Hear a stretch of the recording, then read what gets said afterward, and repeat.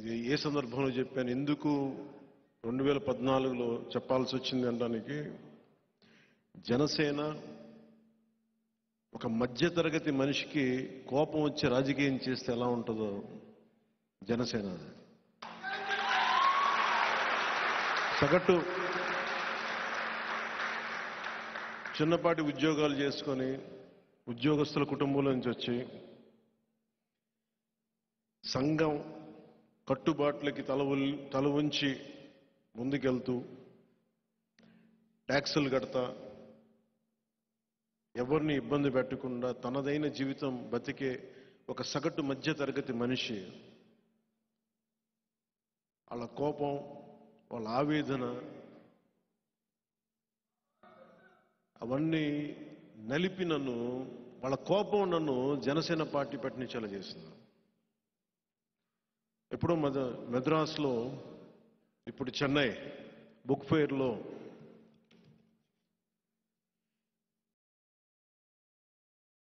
దేవరకొండ బాలగంగాధర తిలక్ గారు రాసిన అమృతం కురిసిన రాత్రి పుస్తకం చదువుతూ ఉంటే, సగటు మధ్యతరగతి కుటుంబం నుంచి వచ్చిన మనుషులు ఎలా ఉంటారు, సమాజం ఎలా ఉంటుంది, ఈ మాటల్లో ఆయన ఏ ఉద్దేశంతో రాశారు, ఎవరిని ఉద్దేశించి రాశారో నాకు తెలియదు, కానీ అది నా గురించి అనిపించింది. ఇంకా చెప్పండి, నా వయసు కూడా ఒక 18-19 ఏళ్ళు, అంతకుమించి 20 ఏళ్ళు కూడా రాలేదు నాకు అప్పటికి. ఆ నీడలనే కవితలో చిన్నమ్మ,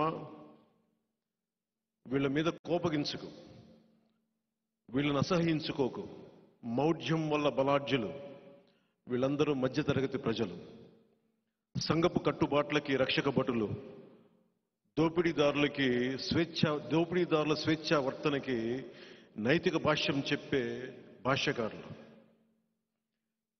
చిన్నమ్మ, వీళ్ళందరూ సగం సగం మనుష్యులు, వీళ్ళందరూ ముక్కలైన గాజు పెంకులు, కల్లా కపటం తెలియని కబోది గుంపులు, తమని తామే మోసగించుకునే విద్యాధికులు, విదూషకులు. చిన్నమ్మ, వీళ్ళని విడిచి వెళ్ళబోకు, వీళ్ళందరూ నీ బిడ్డలు. వాచకాల్లో నీతుల్ని వల్లిస్తూ, దరిద్రంలో హరిద్రా శోభల్ని వాళ్ళు గుర్తిస్తూ, ఓపిక లేని భార్యలకి సహనాన్ని బోధిస్తూ, ధైర్యం లేని తమ స్వభావాన్ని ధర్మమని పిలుస్తూ, బరువుగా బెదురుగా బతుకుతున్న వీళ్ళ మధ్య డైనమైట్లు పేలాలి, డైనమోలు తిరగాలి, కాళరాత్రి వేళ కంకాళాలు చెప్పిన రహస్యం తెలియాలి, దారి పక్కన నిలిచిన 3 చెట్ల బాధని అనువదించాలి, పచ్చికలో దాక్కున్న పాముల్ని, విషపాముల్ని బుట్టలోకి పట్టాలి, రేపటి ఉదయానికి ఈవేళ వెలుగులు సమకూర్చుకోవాలి. చిన్నమ్మ, అసలే చీకటి గడాంధకారం, దారంతా గోతులు, ఇల్లేమో దూరం, చేతిలో దీపం లేదు, ధైర్యమే ఒక కవచం.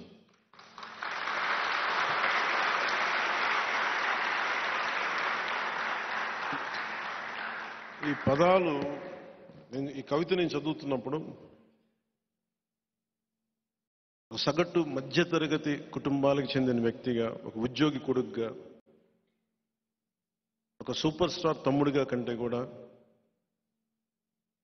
నేను ఒక ఉద్యోగి కొడుకుగానే పెరిగాను. నేను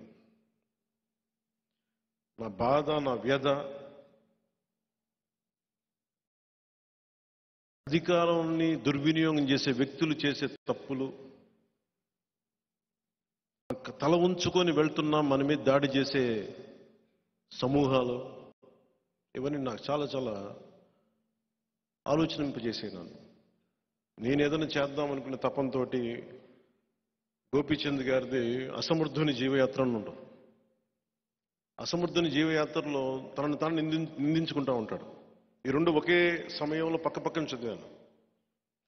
ఒక మధ్యతరగతి మనిషి తాలూకు నిస్సహాయత, తన మీద తన కోపం, ఇవన్నీ నేను అనుకొని వీటి నుంచి ఎలా బయటపడాలని ఆలోచించాను. ఆ వయసులో తప్పించుకోవడానికి యోగ మార్గానికి వెళ్ళాను, తిరుపతిలోకి వెళ్ళి యోగా చేశాను. ఇందాక చెప్పింది, ధైర్యం లేని స్వభావాన్ని ధర్మం అని నమ్మకంతో యోగ మార్గానికి వెళ్ళిపోయాను. అలాంటి సమయంలో మా అన్నయ్య వచ్చి,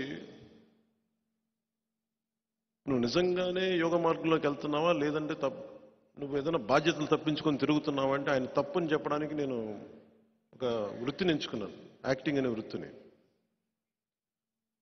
కష్టపడ్డాను, నిలబడ్డాను, మీ అందరి అభిమానాన్ని సంపాదించాను.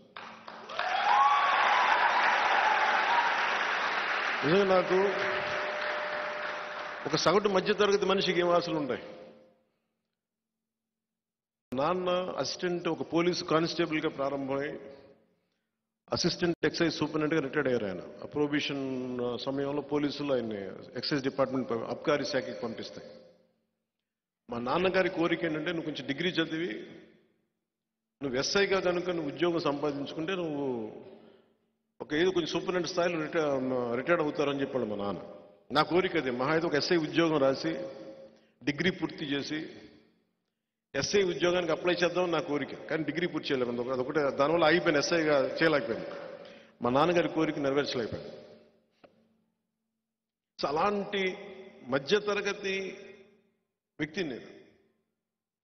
ఎప్పుడు చిరంజీవి గారి పక్కన కూర్చొని ఆయనతో పాటు తిరుగుతూ ఉంటే, నీకు ఏం అవ్వాలందంటే, నాకు మ్యాక్సిమం నీ బాడీ గార్డ్ అవ్వాలందా, అంతకుమించి నాకు వేరే కోరికలు లేవు. అంటే నాకు నిజంగా పెద్ద కోరికలు లేవు. నాకు ఏదో నేను అద్భుతంగా సాధించేయాలి ఏం కోరికలు లేవు. నాకు ఏదో ఒక అలా బతికేస్తూ ఉండేవాడిని. నాకున్నదల్లా ఒక కోపం ఉండేది. ఒక సగటు మనిషి మీద, హక్కుల మీద కొడితే మటుకు వచ్చే కోపం నాకు. ప్రతి మధ్యతరగతి మనిషికి ఉండే కోపం. ఆ కోపమే నన్ను ఇక్కడ దాకా తీసుకొచ్చింది. చాలా దీర్ఘ క్రోధి అంటాను చూసా, అది మంచిగానే నేను చెప్తున్నాను. అంటే ఒక కోపాన్ని దాచుకుంటే, జలసాలో ఒక డైలాగ్ ఉంది, అక్కడికి వస్తే కోపం, అది సమూహానికి వస్తే విప్లవం అవుతాయి.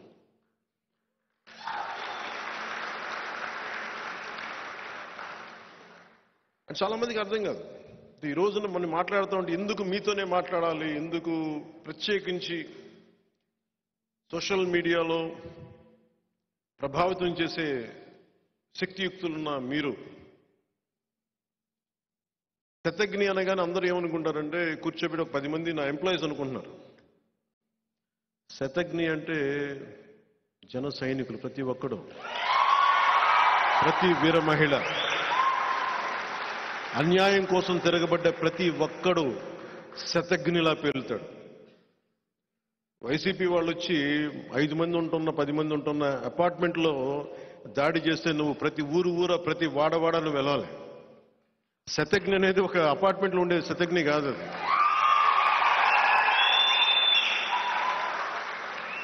వాళ్ళ మనస్తత్వానికి మనం ఏం సమాధానం చెప్తాం? ఇది నేను దీనికి జనసేన ఆవిర్భావానికి చాలా నలిగాను.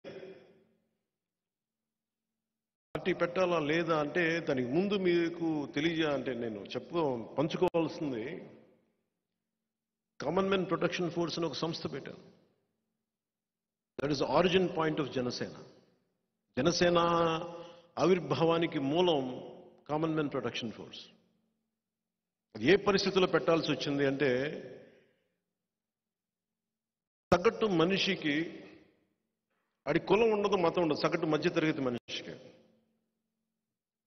వాడు కట్టుబాట్లను పాటిస్తాడు, చట్టాలకి అతీతంగా వెళ్ళడు, చట్టాలకి లోబడే బతుకుతాడు, భయపడతాడు పోలీసులు అంటే, లా అంటే భయపడతాడు, చట్టాలంటే భయపడతాడు. కానీ అలాగే పెరిగాను నేను కూడా.